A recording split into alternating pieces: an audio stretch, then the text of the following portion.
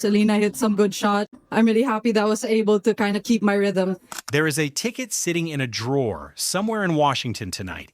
It is a small piece of paper or a QR code on a phone, and it was purchased weeks ago, back when the story of the 2026 Mubadala DC Open was supposed to belong to somebody else.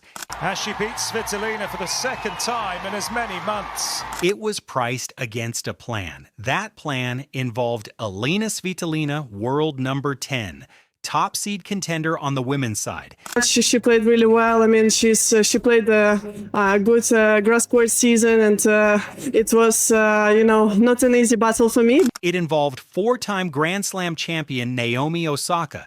I mean, I've never played Alex before. She's had an incredible year so far. It involved Venus Williams. Talent that changed the sport forever.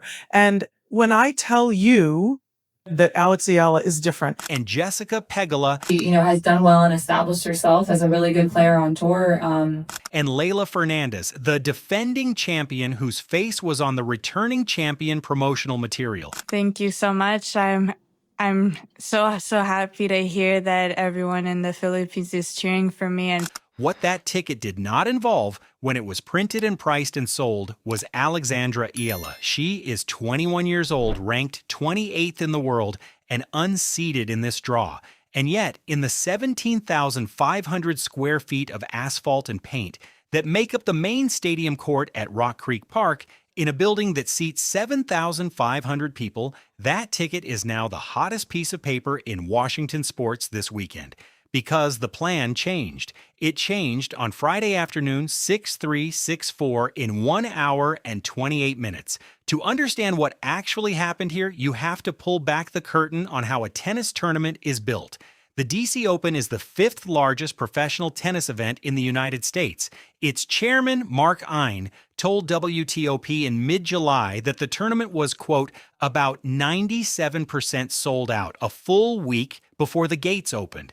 The event had 5 top 10 players in its combined field, 4 Grand Slam champions, 4 former DC champions. It was already, on paper, a commercial success. Eala was not on that pre-tournament marquee list. She arrived in Washington as an unseeded player on the women's side with a career-high ranking she had earned just 18 days earlier, and the same Berlin hardened backhand she had used to knock Svitolina out of a quarterfinal 5 weeks ago in Germany. Same score, incidentally, 6-3, 6-4. Remember that. Here is the tension, and I want to frame it fairly because there is no villain in this story.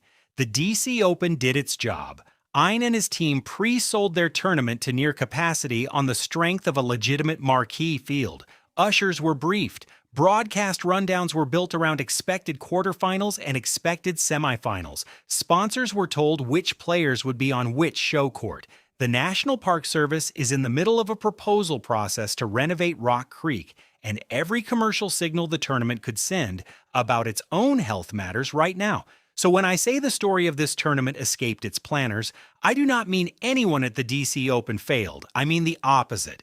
They built a bottle strong enough to hold whatever came out of the draw, and what came out of the draw was a Filipino wildcard adjacent story that no ticketing model in North America was really designed to price. That gap between the plan and the reality is the thing you are watching this week. Not a villain, a market catching up to a player. The WTA did not issue any official statement of shock about the situation. It did not need to.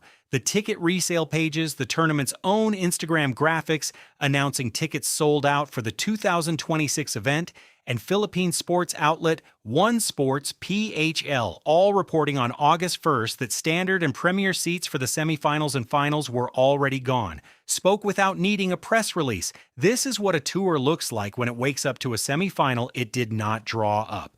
Now the evidence, because a headline about a sold-out semifinal only earns its weight if you walk through how a player, unranked on the tournament's promotional posters, actually got there, and there are 6 moments that matter, and they cluster into 3 groups. The first cluster is the plan itself. Before Eala hit a single ball in Washington, WTOP's July reporting had already established the ceiling of the event's ambition. 97% sold. Svitolina and Osaka as the women's headliners, defending champion Fernandez as returning royalty. Eala was technically on the undercard of that story. She was not the reason the arena filled. That distinction matters because it isolates what she did next. The second cluster is the disruption. Round 1, July 27th against Qinwen Zheng. Eala dropped the first set 4-6 and, according to Washington Times coverage from that night, fell into deep trouble in the second before rallying to win 4-6, 6-4, 6-1. The same Washington Times piece described the atmosphere around her as, quote, DC Open's most boisterous crowd so far. That is not fan sentiment. That is a print reporter's description filed the night of the match, and it is the first documented signal that something at Rock Creek was shifting. Round 2, Leylah Fernandez, the defending champion, the woman whose likeness was on returning champion marketing across the tournament grounds. Eala won, one marquee name off the board. Quarterfinal, and this is where the pattern becomes a signature. Svitolina, world number 10, number 2 seed at this event, 6-3, 6-4, in a match ESPN's report broke down as a return game masterpiece. 24 return points won to Svitolina's 13, 4 breaks in the first set alone, and a final break in the 10th game of the second to close it. It was Eala's 6th top 10 win of 2026, her 3rd WTA Tour semifinal of the season, and crucially, the second time in 5 weeks she had beaten Svitolina by that identical scoreline. Berlin quarterfinal 6-3, 6-4, Washington quarterfinal 6-3, 6-4, different surface, different city, same fingerprint. That is not a hot streak. That is a matchup a Filipino left-hander now has a tactical read on. Take a breath here, because the next part is the piece almost nobody stops to notice. Between the moment Eala walked off Stadium Court on Friday afternoon and the moment her semifinal opponent was confirmed on Friday evening, something quiet and enormous happened in the tournament's ticketing operation. Whatever inventory was still floating around, and there was inventory because 97% sold is not 100% sold, tightened. Standard and premier seats for the semifinal and the final, per One Sports PHL's August 1st reporting and the tournament's own communications, were gone. That is what a ticket cascade looks like in real time. It is not a WTA announcement. It is a spreadsheet updating faster than anyone can update it. That brings us to the third cluster, the room. The semifinal slate now reads, per the WTA order of play, Jessica Pegula against Anna Kalinskaya on one side, Naomi Osaka against Alexandra Eala on the other. 3 of those 4 names have been a world number 1, a Grand Slam champion, or both. Eala is 28 in the world and unseeded. She is also the 4th chair at that table. Her career top 10 record now stands at 8 wins and 4 losses across her still young tour tenure. Her 2026 top 10 victories, verified through WTA and Wikipedia's match-by-match log, run Jasmine Paolini in Dubai, Coco Gauff at Indian Wells, Elena Rybakina in Berlin, Svitolina in Berlin, Iga Świątek at Wimbledon in the round of 32, and now Svitolina again in Washington. 6 top 10 wins, 3 semifinals, 1 season. This is what the last cluster of evidence is really showing you. It is not that she got lucky in a draw. It is that the ceiling of her ceiling keeps moving.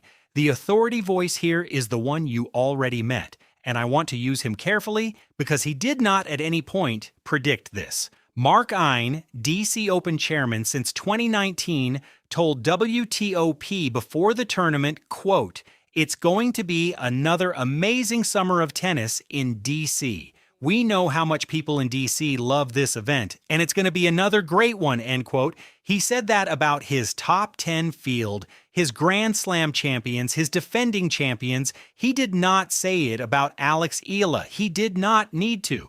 What is worth pointing out is that his ceiling for the event, an amazing sold-out summer week, has been met and then exceeded from a direction his marketing did not chart. The tournament sold out its plan. Then the tournament sold out around a player the plan didn't feature. The second clearest authority voice on this specific situation is not a pundit. It is Svitolina herself.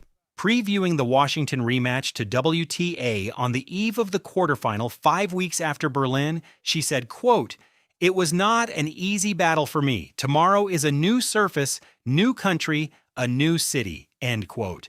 That is the world's number 10 publicly recalibrating her expectations against a player ranked 18 spots below her. When the opponent starts telling you the matchup is difficult before you play, the matchup is difficult. Svitolina walked into that court on Friday knowing exactly what was possible. It happened. Anyway, the stakes now stretch past Washington, and this is the part where a WTA 500 in late July starts mattering to a US Open seeding conversation in late August.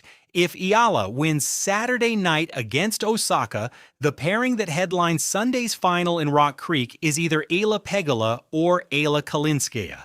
A final at a 500-level event on hard court 3 weeks before a Grand Slam whose surface is identical. That is not a hypothetical. That is Saturday's math. Even if she loses to Osaka, and Osaka is a former world number 1 who won her own quarterfinal on Friday in 3 sets against Elisabetta Cocchiaretto, 4-6, 6-4, 6-3, the semifinal itself is Eala's first ever at the WTA 500 level.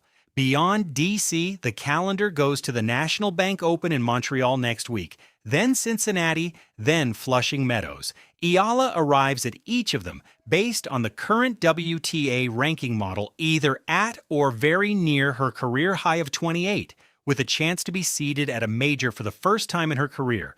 There is also the market dimension of what happened this week, and it is worth naming plainly. A WTA 500 event's demand curve on the East Coast of the United States moved in a measurable way this week because of a player from a market the professional tennis calendar does not currently visit. The Philippines has no ATP or WTA Tour level events. The tour reaches that fan base through the diaspora, through the players it produces, and through moments like Friday afternoon at Rock Creek Park. What happened at the DC Open box office this week is one of the clearest data points the tour has yet been handed about what that fan base, when concentrated in a metro area with a hard ticket event, will do to a demand curve. That is a business story. It is also, quietly, a sport growth story. Both things are true, and neither one needed anybody to embellish it. I owe you the vulnerability moment, because none of this happened cleanly. 3 weeks ago, Eala was in the round of 16 at Wimbledon playing Jasmine Paolini, and she lost 6-4, 4-6, 6-3. It ended what had been a breakthrough slam for her, the deepest she had ever run at a major. She flew from London to Washington with 3 weeks to answer that loss, and the answer in the first round against Jung almost did not come. She dropped the first set. She fell into trouble in the second. The Tennis Channel, in a courtside interview after that comeback, sat down with her and let her explain in her own words what she'd found in the noise around her, a crowd she has since described as feeling like home. If any of the last 4 days had gone 1 point differently on Sunday night, July 27th, none of what came after happens. No Fernandez win, no Svitolina rematch, no sold-out semifinal. That is the razor's edge this run has lived on, and it is worth saying out loud because the story you are watching this weekend was almost not a story at all. So here is where we land. There is a ticket in a drawer in Washington tonight or a QR code on a phone priced against a plan and now redeemed against a different reality. There is a stadium court that seats 7,500 people, sold out through its standard and premier tiers for a semifinal. The tournament's own marketing did not build around. There is a draw sheet printed on tournament paper with 4 names on it going into Saturday night. Jessica Pegula, Anna Kalinskaya, Naomi Osaka, Alexandra Eala. 3 of those 4 have been a world number 1 or a Grand Slam champion or both. The 4th is 21 years old, ranked 28th playing the first WTA 500 semifinal of her career, and she did not have to be invited. She took the chair. Whatever happens on Saturday night, the room she is sitting in is the room she is sitting in now. That is not a promotion. That is a printed fact on a piece of tournament paper. Mark Ein, said this was going to be an amazing summer of tennis in DC. He was right. It just arrived from a direction nobody on the marketing side drew up. If this is the kind of story you want more of, the long form, the source-tagged version, the one that respects both the player and the operation she is disrupting, then stay with this channel through the weekend. Saturday's semifinal against Osaka is the next chapter. Whatever it becomes, the seat she is sitting in has already been earned.